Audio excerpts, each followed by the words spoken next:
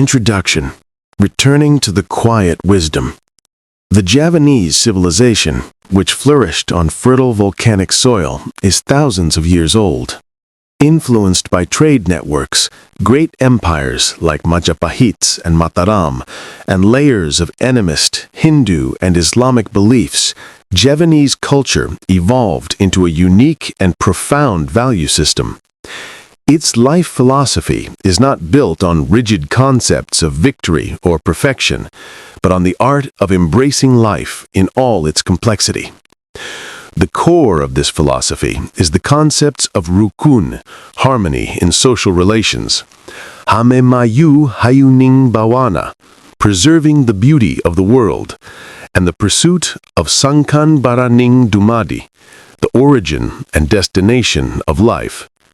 This is a path to finding silence amidst the noise, calm amidst difficulty, and meaning beyond the apparent. This wisdom was passed down not through rigid scriptures, but through tutur tinular, oral tradition, art, symbols, and most importantly, through everyday living examples. Why now? A different entry point. You may already be familiar with the serenity of Japanese Zen or the strategic wisdom of Chinese Taoism and Confucianism. These Eastern philosophies have greatly influenced the world with their depth and discipline. They offer a structured and clear path. This book invites you to go a step further, to an island of wisdom you may not have fully explored, the wisdom of Java. Unlike the steadfastness of Bushido or the complexity of the I Ching, Javanese wisdom does not seek to dictate or strictly regulate. It is more like the calm flow of water, gently streaming, finding crevices, silently eroding hard stone, and ultimately shaping a deep and meaningful landscape of life. Here, you are not invited to conquer the world, but to understand yourself and your place within it, and then to live in harmony with nature and others. Miwiti Saka Sing Lembut, beginning from the gentle. You know how the world feels these days? It's fast, it's loud. Everything is about what you can see, what you can show. And in all that noise, it's hard to hear what truly matters. We measure success by followers, by salaries, by speed. We'd chase after new things, but that old emptiness, it's still there. We're surrounded by tools, phones, apps, gadgets, but real wisdom feels far away. But far from all that noise, here, in this land of islands shaped by rain and deep silence, there's an old voice that still whispers. It says, Urip iku urup, to live is to light. This book is a return, not to nostalgia, not to strict rules, but to the roots of clarity, the kind that's been planted in Javanese soil for generations. This isn't a book of commandments. It's not a lecture. It's more like a calm invitation. An invitation to walk with intention, to act with gentleness, to remember who we really are, beneath the job titles, beyond the apps, past all the posturing. Why Javanese wisdom? Because it's timeless. Because it doesn't shout, it doesn't promise instant miracles. But it works. And it works precisely because it's patient, subtle, and tested across generations. These values weren't written in glass towers. They were carved through life. Farmers who knew when enough was enough. Elders who spoke few words, but every one had meaning.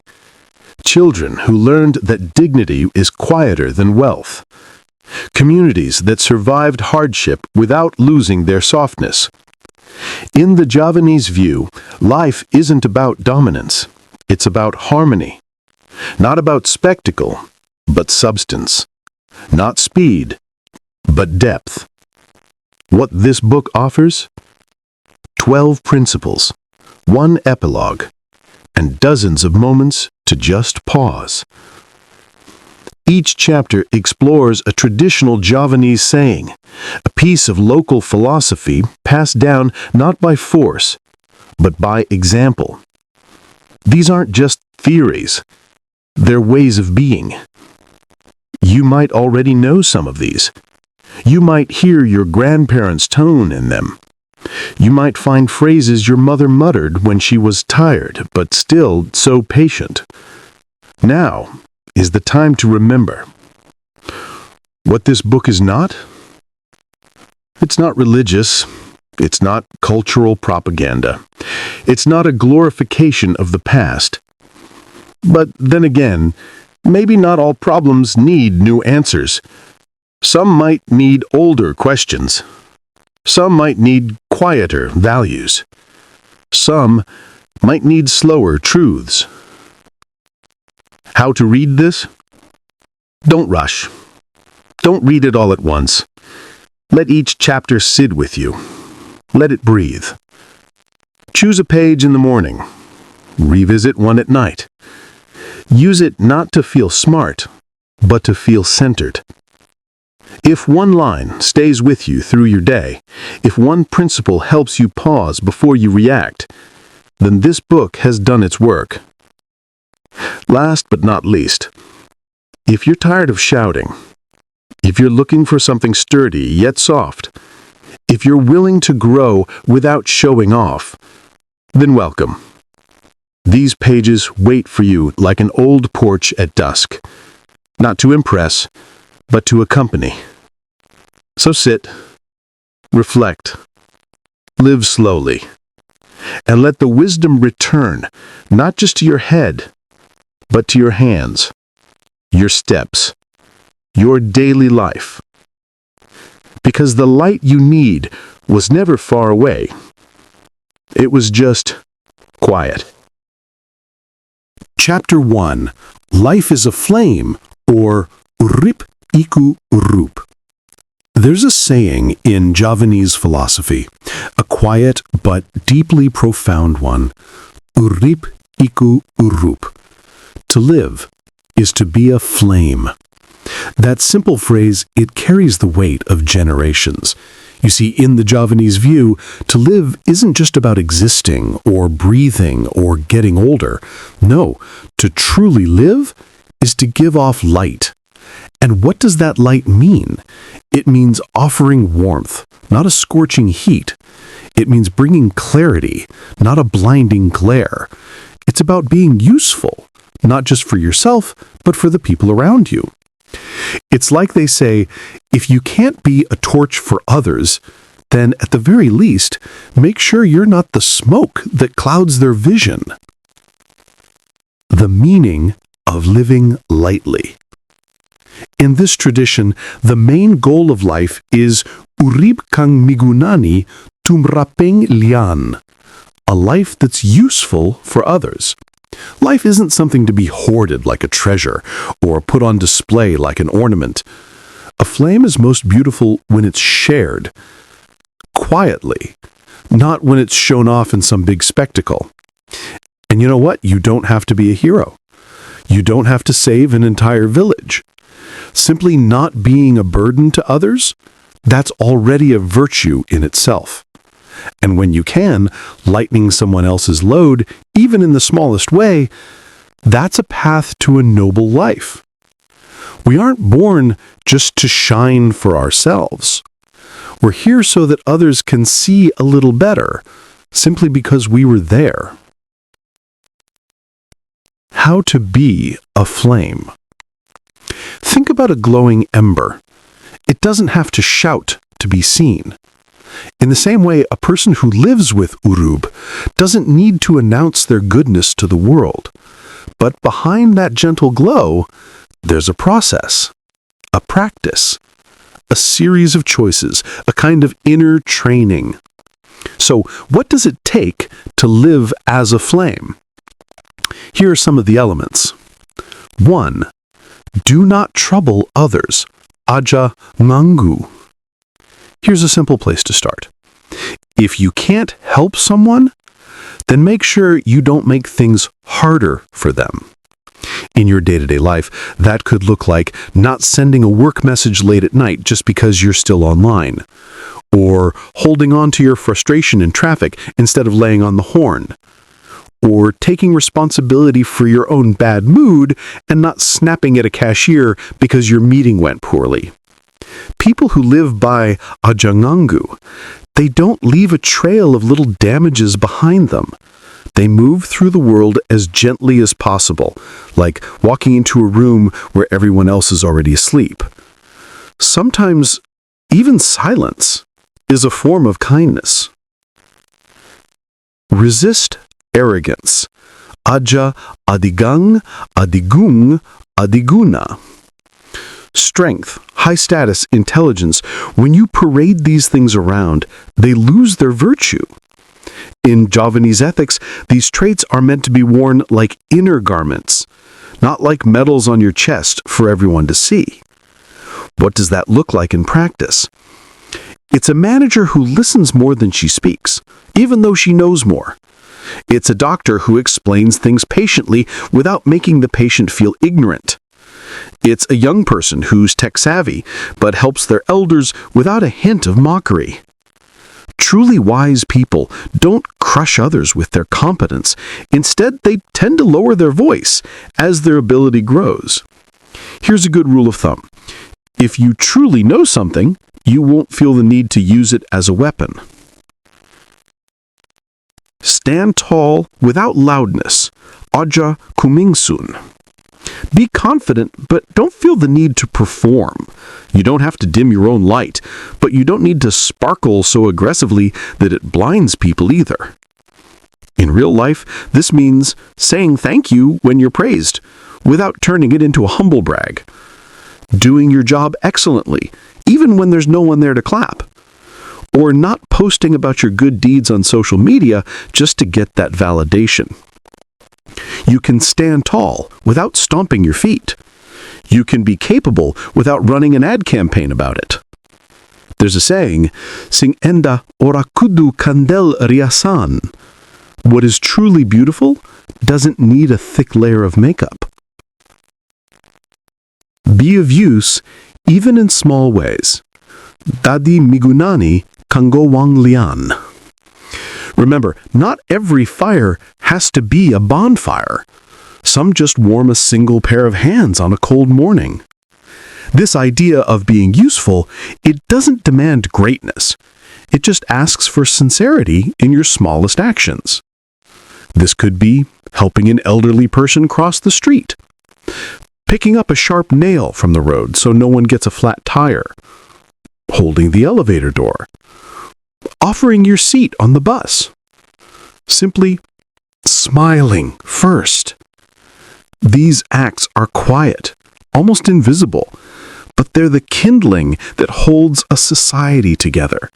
Without them, everything becomes a little colder, a little harder, a little more brittle. Sepiging pamarik, rame ingalwe. Expect nothing in return, but never stop doing good. Intention comes first. Lempengatine. A clear heart sets a straight path. It's that simple. Any action, no matter how grand, loses its meaning if the heart behind it is crooked. So what does a clear heart look like? Helping someone because they genuinely need help, not because you want the attention. Donating without feeling the need to post about it on social media. Or offering advice not to feel superior, but to actually be useful. Sing bachik katidik, sing Allah katara. What is good will reveal itself in time. You don't need to shove it into the spotlight. Move with softness. Laku alone, nadyan tembut tegas. Never mistake softness for weakness. Some of the strongest influences in our lives come not with force, but with a calm, persistent presence. In your daily life, this means giving honest feedback in a tone that invites reflection, not shame. Disagreeing with someone without raising your voice. Comforting a child not by saying be brave, but by quietly holding their hand. Like water patiently smooths stone, true strength doesn't need to rush. Alaun watong kalakon. Go slowly, as long as it gets done, and done with dignity. And care without control. Nyamong, orang ngatur. To truly care for someone is not to control them. For example, supporting your child's choices, even if they aren't what you had in mind. Helping a friend without dictating how they should live their life. Mentoring someone without expecting them to be your copy. To ngemong is to carry something gently. You provide support, but you don't build a cage. And the moment they can walk on their own, you have to let them. 8. Respect the path of others. Ajan ya laki lakuning lian. Everyone is on their own journey, and everyone moves at their own rhythm. So, in practice, give space to someone who is grieving, even if it's taking longer than you think it should. Don't mock those who live simply or who seem to be taking their time to succeed. Accept that others love, learn, and grow in ways that might be different from your own. Sabin Wong and Due Lacan. Every single person is living a story that only they fully understand. 9. Keep learning. Sinau ora kendat. Learning doesn't end when you get your diploma. It ends when you die or until arrogance takes over, whichever comes first. So in daily life, that means asking a younger person to teach you something and really listening. Apologizing when you're wrong and learning from the experience. Reading something you know you'll disagree with and still giving it honest consideration. The Javanese don't really admire know-it-alls. What they revere are lifelong learners. Ise kudusinau urip. We still have to learn how to live every single day. Why must we burn lightly? Because to stop moving is to die. A flame is motion, and that motion is life itself. To hoard your time, your talent, your compassion, that's like snuffing out your own candle. In Javanese ethics, generosity isn't always about money. It's about sharing what you can share. Your smile, a moment of your silence, a bit of your shadow on a hot day. A flame isn't judged by how big it is, but by its purpose. The true light is not spectacular. A life of Urip isn't necessarily a life of big, flashy achievements. Some of the brightest people I've known in the villages were never famous. They lived quietly. They fixed a neighbor's broken fence. They sat with a grieving friend. They shared their food without any ceremony. Their names might not be in the history books, but their warmth remains long after they're gone. In Javanese thought, these people embody waskita, a deep, intuitive wisdom that shines without ever having to be taught. Conclusion: the still fire. A life that burns too fast and too furious just turns to ash, but a life that never catches flame stays cold. The best way is to be like a steady ember, consistent, reliable, and kind. Urip iku urip. Life is meant to light, but not all light has to blaze. Some glows gently for years on end. Some is passed down not in books, but in stories, in lullabies, in quiet acts of care. So if you can't be a great fire yet, that's okay. Be a matchstick. Offer a single bright moment. If you can't burn brightly on your own, then sit near someone who glows. Let their warmth kindle yours. And if your own flame ever weakens, don't be afraid to ask others to shield it from the wind. That too is wisdom. Because in the end, to live is not just about being seen. It's about helping others see. Chapter 2. Guarding Harmony, Resisting Greed. Memayu hayuning pawana, ambrashta durhankara. In the Javanese way of seeing things, life isn't just about surviving, or even about succeeding in the usual sense. It's about something deeper. It's about memayu hayuning pawana, which means to beautify and preserve the harmony of the world. And it's about ambrashta durhankara, to actively root out arrogance, cruelty, and greed. Think of these two ideas as a pair, a compass that guides you to live wisely, justly, and gently.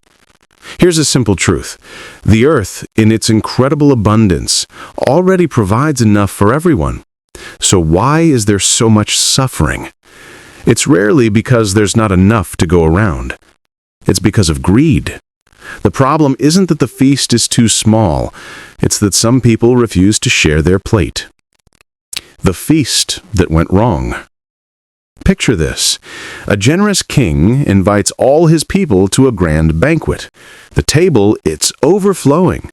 There is more than enough food for every single person. But when the feast begins, something goes wrong. People rush forward. They grab more than they could ever eat. They stuff bags full for later. And in the frenzy, some are left with only scraps. Others get nothing at all. Good food is wasted, and tempers, they start to flare. The king gave everything freely, and yet inequality happened right there at the table, not because there was a lack of anything, but because of plain old-fashioned selfishness. Sound familiar? This is the world we live in. The true enemy, loba. In Javanese thought, greed, what we call loba, isn't just a moral mistake. It's seen as a spiritual illness. A person in the grip of loba doesn't just want more. They want what is not rightfully theirs. They completely lose their sense of enough. They can't enjoy any peace because their mind is always hunting for the next thing, always fearing loss, always calculating what someone else has. Loba breaks relationships. It blinds the heart. It's a kind of hunger that only grows the more you feed it. You can see modern loba everywhere. A company executive who cuts employee wages to maximize profit while living in absolute luxury. Someone hoarding essential goods during a crisis, leaving their neighbors in need. People chasing status and recognition, even if it means stepping on others to get there. And what's the result? Inequality, resentment, and a deep spiritual emptiness inside. Why do we crave? Let's be honest. Human beings have always struggled with greed. There's an old Roman proverb, homo homini lupus. Man is a wolf to man. And it's true. Left unchecked, our desires can turn into a need for domination. We chase power, wealth, status, not to serve others, but to control them. Think about it. We often work ourselves to the bone for wealth that, in the end, we don't even have the time or peace of mind to enjoy. We save and strive for a future that may never come, or a fortune that gets passed to someone who never knew the sacrifices we made. And even worse, some people abandon their decency to get rich through unjust means, stealing, exploiting, deceiving. But here's the thing, wealth that's gained without respect for others, that's not a blessing. It's a curse. Our ancestors warned us. The Javanese have always understood this truth. They taught a powerful saying, Loba lan iman, ora bisa lungu beberangan. Greed and true faith cannot sit together in the same heart. A person who is ruled by greed forgets their duties to others. They hoard what was always meant to be shared. They end up fearing loss more than they seek a meaningful life. And you know what's even more dangerous than hunger for wealth? Hunger for status. That craving to be seen, to be praised, to be obeyed. This can make people destroy others, betray their own values, and corrupt entire institutions, all just to feel important. A truly wise Javanese person doesn't chase fancy titles. They are honored precisely because they serve, not because they seek the recognition. What can we do? Now, you don't need to become a saint to help heal the world, not at all. We just need to take real, intentional steps, guided by this old wisdom, to restore a little balance. Here are 5 paths aligned with that beautiful goal of Memayu Hayuning Bawana and Ambrashta Durhankara. 1. Start with compassion. Real, lasting change. It always begins in the human heart. We have to make a conscious effort to replace envy with empathy, to replace competition with genuine care. What does this look like in practice? Share your skills and knowledge with someone who's struggling to find work. Choose to pay fair wages, even when the law doesn't force you to. Refuse to laugh at jokes that mock people in poverty or those going through hardship. Let your simple presence be a comfort to others, not a point of comparison. Live with enough. Cukup. The Javanese deeply believe in urip prasadya, a simple life rooted in the idea of sufficiency. And remember, sufficiency isn't poverty. It's the wisdom to know, deep in your bones, when something is enough. In real life, this means you probably don't need to upgrade your phone every single year. You don't need a bigger house if you never even use the rooms in the one you have. You don't need to work 3 exhausting jobs if one can provide you with both dignity and rest. Let's try to let go of the modern myth that more always automatically means better. 3. Give without waiting. True charity isn't just about money. It's about sharing what you have. It's about loosening your grip, releasing that need for total ownership and control. Think of Javanese-style charity, offering a meal to a hungry stranger, no questions asked, helping a neighbor repair their roof before the rainy season comes and ruins everything, donating your time and your labor, not just writing a check. Tulung tanpa balas budi. That means to help without any expectation of return. That is the highest form of giving. 4. Stand against exploitation. To stay silent when you see cruelty is to become its accomplice. Now, you don't have to be a famous politician or a warrior to resist injustice. You can make a choice to stop buying from companies that are known for abusing their workers. Speak up, respectfully but firmly, when you see discrimination in your workplace. Vote for leaders who genuinely prioritize the poor and the protection of our planet.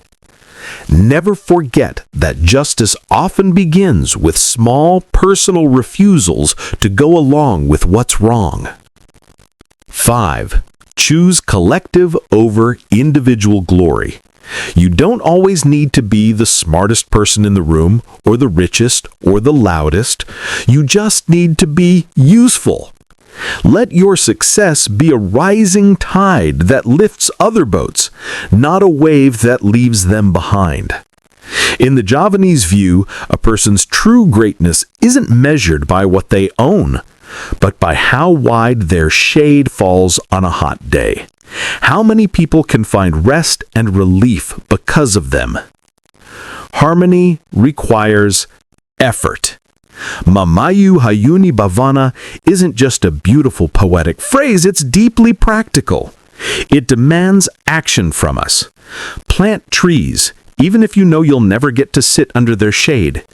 Teach a child something valuable, even if they'll probably forget your name. Let go of your pride in a situation, even if no one is there to praise your humility. Do the good thing anyway. Final thought. A fire that warms, not burns. To live in harmony with each other and with this earth, it means we must learn to resist greed, not with violence and anger, but with gentleness and quiet discipline. We have to return to the wisdom of our ancestors. The understanding that wealth is a tool to be used for good, not a throne to sit upon. That true leadership is a duty and a responsibility, not a reward. That real peace comes not from dominating others, but from finding a lasting balance. Ambrastadur hankara. Let us make the effort to cast away arrogance in all its forms. Mamayu hayuni bhavana. Let us tend to this world, our only home, with love. Together, we can choose to light a fire that warms everyone gathered around it without destroying the forest. And that is the only kind of fire really worth tending. Chapter 3. All hatred melts before tenderness. Suradira jayaningrat, labur deningpanga stuti. There's a saying in Javanese, one of the most beautiful and quietly powerful you'll ever hear. It goes, Suradira jayaningrat, labur deningpanga stuti. It means, courage and fury, no matter how mighty, shall dissolve before tenderness. Now, these words aren't just poetry, they're a philosophy to live by. They come from the heart of Javanese literature, and they express a deep cultural conviction that power fueled by anger can never truly stand against the soft, steady force of love, wisdom, and patience. It's not brute force that holds our world together in the end. It's kindness. The warrior, undone by the throne. The Javanese poet Rangwarasita once warned that even the strongest warriors aren't brought down by their enemies. They're undone by themselves, by their own ambition and rage. What destroys a noble soul isn't failure, it's pride. Power can blind us. Fury can corrode us from the inside. And we see this play out every single day. A talented leader who becomes harsh and authoritarian after tasting real influence. A gentle friend who turns bitter after a heartbreak. A once humble person who grows cold after finding success. This shift, it's not inevitable, but it is common. And why? Because tenderness isn't a weakness we're supposed to outgrow. It's a strength we have to consciously grow back into. Fighting hatred with softness. So what actually happens when we meet anger with silence? When we meet aggression, not with a sword, but with stillness? There's a story from the ancient epic, the Mahabharata. The noble prince Yudhishthira has to face King Salya, whose dark magic unleashes a horde of deadly giants. And here's the terrifying part. These monsters, once you attack them, they multiply. If you strike one, it becomes two. If you attack harder, they swarm you. But Yudhishthira does something that seems almost strange. He does not fight. He just waits. He doesn't strike back. And you know what? The giants become confused. They start to shrink. And then they simply vanish. The battle was won not by violence, but with incredible restraint. Javanese wisdom honors Yudhishthira, not because he was the strongest fighter, but because he had pangastuti, that gentle, unshakable wisdom. modern monsters. We might not be fighting magical giants today, but we face modern versions of them all the time. The person who insults us publicly, the coworker who seems to go out of their way to provoke us, the family member who keeps hurting us over and over. And every time we respond with our own anger, the situation just grows bigger, doesn't it? But each time we pause, take a breath, and consciously choose tenderness, something shifts. In real life, this pangastuti can look like not firing back a reply to a cruel comment in a group chat, letting someone just vent their frustration without you interrupting to defend yourself, choosing to listen at that moment when you'd really rather shout. These acts aren't passive. They are active, powerful choices, a refusal to be dragged into someone else's emotional warfare. What is patience really? Let's be clear. True patience isn't about gritting your teeth and just holding your breath until it's over. It's more like curiosity in the face of discomfort. It's about sitting with your anger, not immediately reacting to it, but just noticing it. Asking yourself, where is this feeling really coming from? What am I honestly afraid of losing here? What old pain am I still holding on to? So much of our harshness isn't born from strength. It comes from wounded pride. We lash out because we feel unseen, unheard, disrespected. The path of pangastuti invites us to soften that bruised pride, not to silence our own truth. Behind every rage, a choice. Whenever we feel that flash of irritation, that pang of envy, that heat of jealousy or anger, there is always a choice sitting right there to harden our hearts or to soften them, to cling to being right or to let go of the need to win, to escalate the conflict or to listen. That choice, in those moments, it defines who we are. Softness isn't the absence of pain. It's the courage to feel that pain fully and to make the conscious decision not to pass it on to someone else. Real-life examples of pangastuti. A teacher who responds with genuine kindness when a student curses at them. A parent who explains the consequences of a bad choice with calm, steady words instead of screaming. A friend who chooses to forgive, not because the hurt was small, but because they refuse to let that hurt define the relationship. Tenderness doesn't mean erasing your boundaries. In fact, it often means upholding them with even more dignity. The Javanese way of inner strength. In Javanese culture, real strength isn't loud. It isn't performative. It's steady and often invisible, like water slowly carving through rock over centuries. The highest form of power is self-mastery. It's the person who is insulted but simply smiles. The person who is mocked but does not retaliate. The person who speaks their truth without needing to crush the other person in the process. This is Sura Dira Jayaningrat, true inner bravery. But it must be Labur Dining Pangastuti, tempered always by tenderness. Rage is addictive, but softness is healing.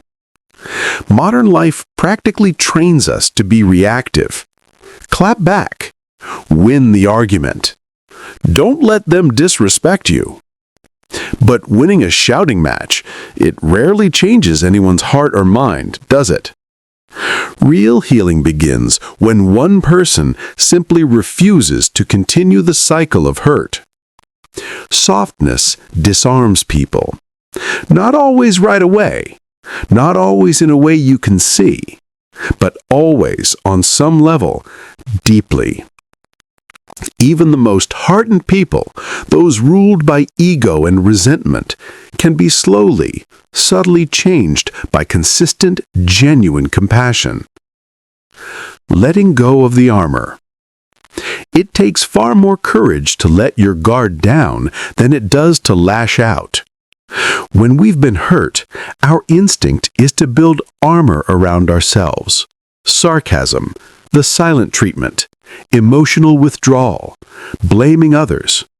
But behind all of that is a natural softness waiting to be reclaimed. The Javanese path of Pangastuti asks us to befriend that softness, not to weaponize it, but to share it freely. Dialogue over domination. In a world that's so full of division, noise, and ego, one of the most radical things you can do is to simply listen. Prejudice and hatred thrive in silence and separation, but open dialogue, it dissolves them. You can practice tenderness in your conversations by asking more honest questions than giving your own opinions, letting others finish their complete thought without immediately correcting them, choosing to be curious about their perspective instead of getting defensive. When people feel truly heard, that's when they begin to change. Cultural superiority is a mirage. So much hatred stems from a belief that one culture is superior to others. But the truth is, every culture evolves, for better and for worse. Javanese wisdom teaches a deep humility that no single person or culture holds the eternal truth alone. To speak gently isn't to speak less, it's to speak wiser. We aren't better human beings when we dominate others. We are better when we make the effort to understand them. Conclusion: a quiet triumph. We're often taught that power looks like a clenched fist, but real, lasting power, it looks like an open palm. Remember King Yudhishthira standing still before his enemy's monstrous spell. He wasn't being passive. He was anchored in a deeper strength. When we choose patience instead of retaliation, we are not being weak. We are making a conscious choice not to multiply the violence in the world. Pangastuti isn't about staying silent forever. It's about knowing when silence is more powerful than any words. To live by Sura Dira Jayaningrat, Labur Dining Pangastuti, is to know your own strength intimately, to refuse to misuse that strength to harm others, and to heal the people around you with the very softness you've learned to protect in yourself. The world doesn't need more warriors, not really. It needs wise warriors, those who know how to fight without fury and how to lead without ever needing to shout. That is the Javanese way. Chapter 4. Victory without humiliation.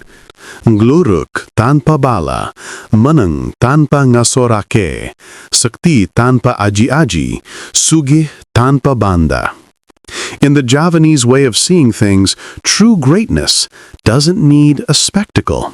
There's a powerful saying, Gluruk tanpa bala, menang tanpa ngasorake, sakti tanpa aji-aji, sugih tanpa banda. Let's sit with that for a moment. It means to fight without an army, to win without humiliating, to be powerful without charms, to be rich without possessions. These aren't just riddles. They're a profound way of life. In our world, we're surrounded by displays of wealth, of followers, of beauty, of influence. But these words remind us of something essential, that substance will always be more powerful than surface, that quiet dignity often achieves what the loudest ambition simply cannot. Why do we crave admiration? Let's be honest, in modern life, so many of us chase admiration almost like it's oxygen. We collect status symbols, the luxury goods, the flashy job titles, the perfectly curated selfies. We want to be seen, to be liked, to be celebrated. And when that admiration doesn't come fast enough, we start to show off, sometimes desperately. But why? Why do we do this? Because deep down, many of us fear being unseen, unappreciated, just average. We tell ourselves things like, if I don't show them who I am, they won't value me. If I don't look successful, I'll be ignored. But here's the quiet truth. The more a person insists on being noticed, the more they reveal their own uncertainty. The Javanese path is different. It's not about exhibition. It's about earning respect through integrity. Winning without making others small. Look around. In politics, in business, even in our daily lives, people compete to get ahead. And so often they step on others to do it. But in Javanese ethics, humiliating someone else is not a sign of strength, it's a sign of immaturity. What does winning without humiliating look like today? It's the job candidate who clearly outshines everyone else, but still makes a point to praise the efforts of the other candidates. It's the leader who has to let a toxic employee go, but does it with grace and discretion, not with gossip or public shaming. It's the public figure who wins a big award and uses their acceptance speech to uplift others, instead of listing their own boasts. True winners don't need to break others in order to rise. They rise with self-control and with elegance. Power without charms. Sakti, tanpa aji-aji. In the old days, power was often linked to amulets, to magical mantras, to inherited titles. These days, it's linked to university degrees, to blue verification check marks, to expensive logos on our clothes. But Sakti, tanpa aji-aji, carries a simple, powerful meaning. True power doesn't need decoration. You don't need to constantly remind people of your power. If it's real, they already know. What does this look like in a person? It's the calm teacher whose mere presence in a doorway can restore order in a noisy classroom. It's the parent who can discipline their child without ever raising their voice. It's the friend whose advice carries real weight, not because they talk all the time, but because when they do speak, it's wise. The most powerful people, they rarely feel the need to prove it. Wealth without possessions. Sugi tanpa banda. Let's rethink wealth. It's not about how much you own. It's about how little you actually lack. Think about it. A person with modest means, but a peaceful mind, genuine friends, and time to enjoy their life is arguably wealthier than someone with millions in the bank and a constant churning anxiety. So, how do you live sugi tanpa banda in daily life? You cook your own meals, not because you can't afford to eat out, but because the act itself brings you joy. You mend clothes, you reuse bags, you repair old furniture, not out of scarcity, but out of wisdom. You share what you have generously, not because you have a huge surplus, but because you understand a deep truth. Nothing we cling to forever actually lasts.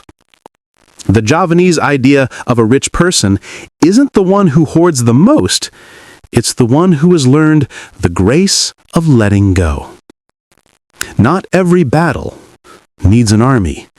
Gluruk tanpa bala. This is about facing your challenges without a crowd behind you. This isn't about being reckless. It's about standing alone when you have to, guided by your own inner conviction, not by the promise of outside applause. Where do we see this courage? In the employee who reports corruption in the company, without waiting for others to join them first. In the student who is the one to speak up against the bully, even when it's scary. In the neighbor who steps in to defend a stranger being mistreated on the street. Courage isn't the absence of fear. It's the decision to act, even while you're still afraid.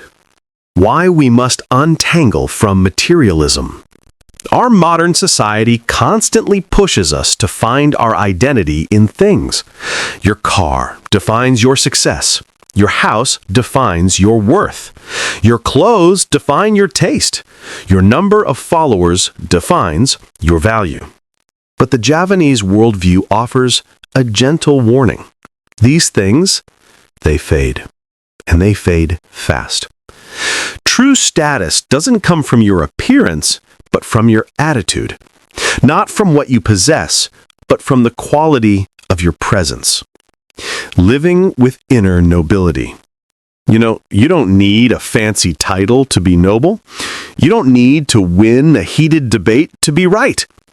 And you don't need to be the loudest voice in the room to be heard.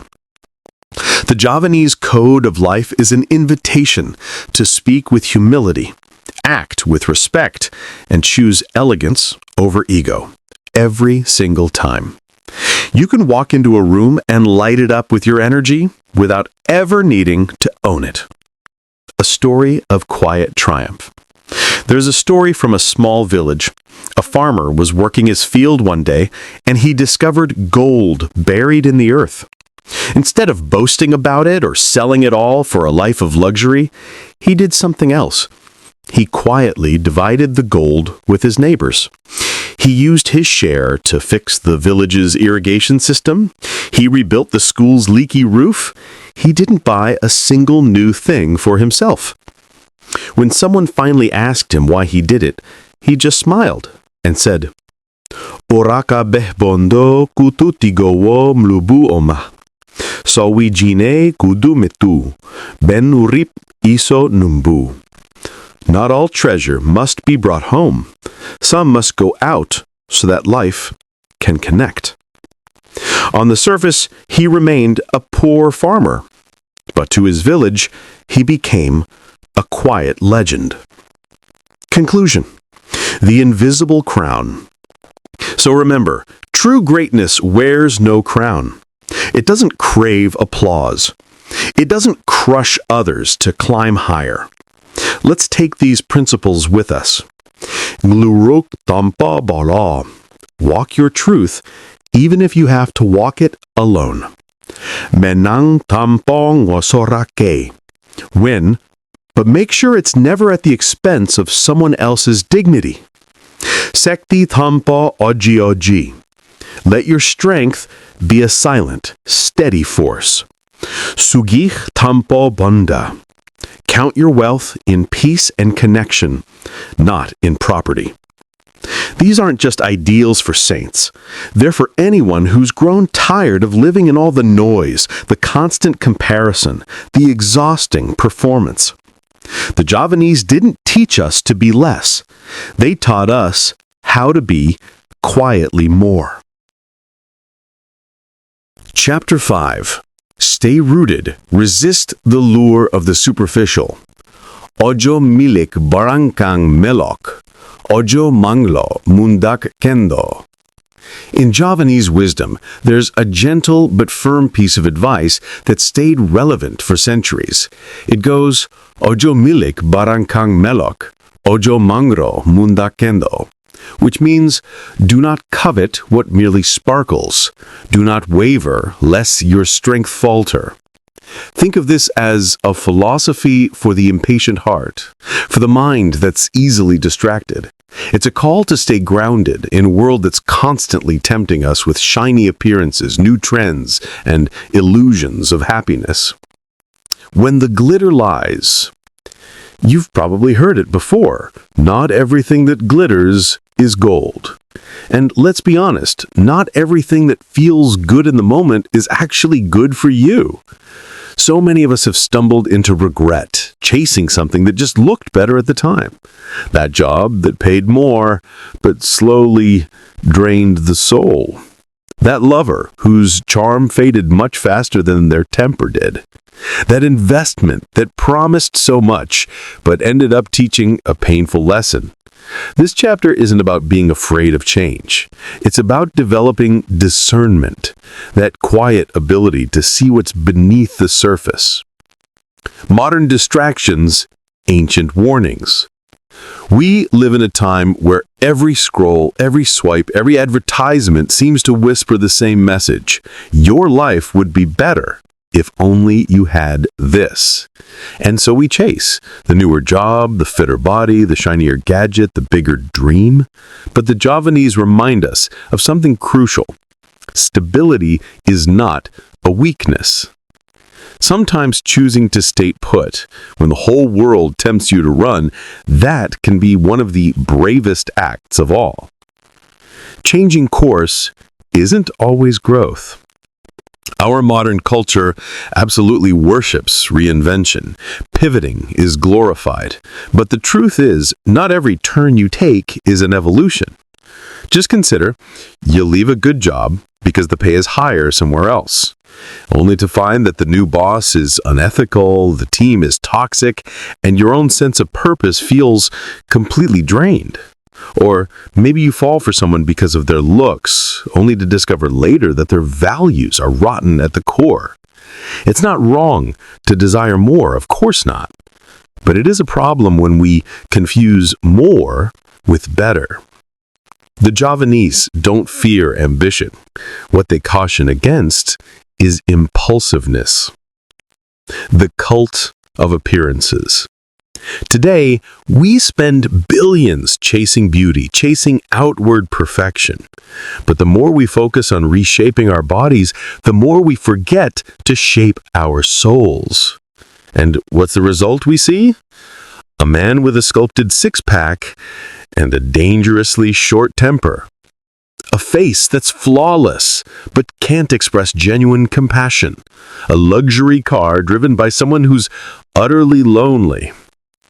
As Javanese elders might say, Changkang keong ora dadi permata sanajan dilapisi emas. A snail shell does not become a gem, even if you cover it in gold. Why we make rash decisions? Let's face it, it's so easy to rush into decisions when we're feeling, angry, afraid, lonely, or jealous. In moments like these, our minds get foggy. And foggy decisions, they often lead us right off a cliff. The Javanese path urges us to just wait, to breathe, to make our choices not from a place of raw impulse, but from a place of clear-minded clarity. What truly endures? In those moments of decision, try asking yourself, will this choice still matter to me in 5 years? Will I still feel proud of this when no one else is watching? Am I choosing this because it truly aligns with my values or just because it flatters my ego? Let's be real. Wealth fades, looks fade, applause fades. What remains in the end is your character, your relationships, your sense of purpose, your inner peace. Living with enough. The world is always shouting at us, more, newer, bigger. But if you listen closely, your own heart is often whispering something else. Enough. There is a profound peace in simplicity. There is a quiet joy in resisting the constant urge to upgrade everything, even ourselves. There's a Javanese proverb that puts it perfectly. Wong sugi iku ora dude ting due ake, nanging sing biso nampa opo sing wis ana. A rich person is not the one who has the most, but the one who is content with what they already have. Examples of grounded wisdom. You see this wisdom in people every day. The person who chooses to stay in a modest job because it gives them precious time to raise their children well. The woman who decides not to alter her face with surgery and instead spends her energy learning, helping, growing from within. The man who drives an old reliable car, but quietly donates part of his salary every month to feed people who are hungry. These people aren't being left behind. They are anchored. When regret teaches. Let's be honest. Everyone here has made a wrong turn at some point. We've chosen glitter over grit. We've mistaken a spark of infatuation for the steady flame of love. We've quit too early, or maybe we've stayed too long. And that's okay. That's being human. But Javanese wisdom gently asks us, don't keep repeating the same pattern. Aja mangro mundak kendo. Do not be fickle, or you'll lose your strength. Wavering too much, changing direction with every wind, it weakens the very spine of your soul. Your life is not a market stall. Remember this, not everything that's on display is meant for you. You don't have to follow every trend. You don't need to collect more stuff to prove your worth. You don't need to buy into someone else's manufactured urgency. You are allowed to move slowly. You are allowed to choose deeply. You are allowed to remain unmoved by all the noise. Conclusion. Be steady, not seduced. So let's take this with us. Do not chase what only looks good. Do not trade your soul for a little bit of shine.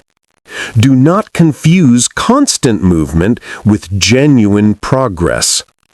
The Javanese path isn't asking you to reject beauty or success. It's simply asking you to see clearly and to not let your life be ruled by appearances alone. Let your deepest values be the anchor that holds you steady. Let your decisions be ones that age well, that you can look back on with pride. Let your life be a light all its own, not just a reflection of someone else's. And always remember, a calm, steady river reaches the ocean too. Chapter 6. Let go of resentment, let loss flow. Datan serik lamun ktaman, datan susa lamun kelangan. In Javanese wisdom, there's a gentle reminder that's been whispered from one generation to the next. It goes like this. Datan serik lamun ktaman, datan susa lamun kelangan. Do not resent misfortune, do not grieve over loss. Now, these aren't cold, unfeeling words, not at all. They're warm guidance from a culture that deeply understands something, that life, at its very core, is a rhythm of coming and going, of gaining and losing, of rising and falling. The unexpected storms of life. Let's be real. Sometimes life just crashes in all at once, doesn't it? The job you counted on collapses out of the blue. Your health takes a turn you never saw coming. Someone you love deeply drifts away, whether by their choice or by cruel fate. Or maybe you just feel stuck, hollow, exhausted, and then strangely guilty for not feeling grateful enough. The Javanese don't promise us a life free of hardship. Who could? What they offer is something else, a way to face that hardship with grace. When trouble comes, don't clench, observe. When difficult things happen, it's the easiest thing in the world to feel wronged. Why me? This isn't fair. I didn't deserve this. But Javanese wisdom doesn't rush to blame fate or other people or even ourselves. Instead, it invites us to pause, to just watch, to wait. Why? Because rushing to a conclusion is like jumping into muddy water hoping to find clarity. You only end up sinking deeper. Loss is not always an enemy. Here's a different way to look at it. Not every loss is a punishment. Sometimes it's a pruning. It's life's way of letting go of what no longer serves you to make space for something new to grow. In your daily life, this might look like accepting that a relationship has honestly run its course and finding a way to part with kindness. Letting go of a dream you once held dear because it no longer aligns with the person you are today. Moving through grief, not by pretending the loss didn't happen, but by honoring it without letting it become the whole ocean you're drowning in. The Javanese don't rush grief. They honor it, yes, but they do not become it. The danger of clinging. So much of our suffering doesn't come from the painful event itself, but from our resistance to it. We do this all the time. We cling desperately to how we think things should have been. We replay old hurts in our minds like a broken record. We measure today solely by what we lost yesterday. But the Javanese have a saying, Kahanan urip iku mung mampir umbe. Life is just a short stop for a drink, a passing moment. So don't clutch the cup too tightly. Anger at misfortune hurts twice. Think about this. When something painful happens and we react with bitterness, we end up suffering twice. First, from the pain itself, and then again from our own resistance to that pain. You lose your job. That's a real, tangible loss. But then you tell yourself for months, I'm worthless. That is optional. You lose someone you love. That hurts deeply. But then you tell yourself, I'll never be whole again. That's a story you're telling yourself, not an unchangeable law. The quiet power of acceptance. Let's be clear, acceptance is not weakness. It is a profound kind of wisdom. It simply says, this happened, it hurt, and yet I will not let this single event define my entire life. Datan susa lamun kailangan doesn't mean you shouldn't cry. It means cry. Cry fully. Feel it all. And then release it. Let the river of emotion keep moving. Don't dam it up with blame or with fantasies of what could have been. How to practice non-attachment. This isn't easy. It's a practice. Here are a few ways to start. 1. Pause before labeling. Not every misfortune is the total disaster it first appears to be.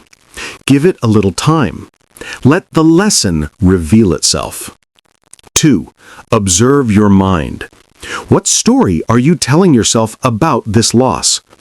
Is that story helpful, or is it just causing more harm? 3. Focus on what remains. And I don't mean this in a forced, toxic, positive way. I mean it as a sober, balanced practice. Even in the deepest loss, some seeds always remain. 4. Share the burden. You do not need to suffer alone. Let trusted people witness your pain. They don't need to fix it, just to see you in it. 5. Create meaning. Try to transform your loss into fuel for something meaningful. Plant a tree in memory. Start a journal. Help someone else who's hurting. Letting go is a skill. You won't master this in a day, or even in a decade. It's a lifelong practice. But every single time you choose to let go of the resentment you feel after being hurt, the bitterness that bubbles up after being passed over, the grief that's starting to define your very identity, you reclaim another little piece of your own peace. Not everything needs a reason. Sometimes we have to accept that bad things happen for no clear, good reason. Sometimes the lesson doesn't arrive for years, or sometimes not at all. The Javanese don't rush to explain tragedy. They sit with it. They give it space. They say, "Urip iku misteri."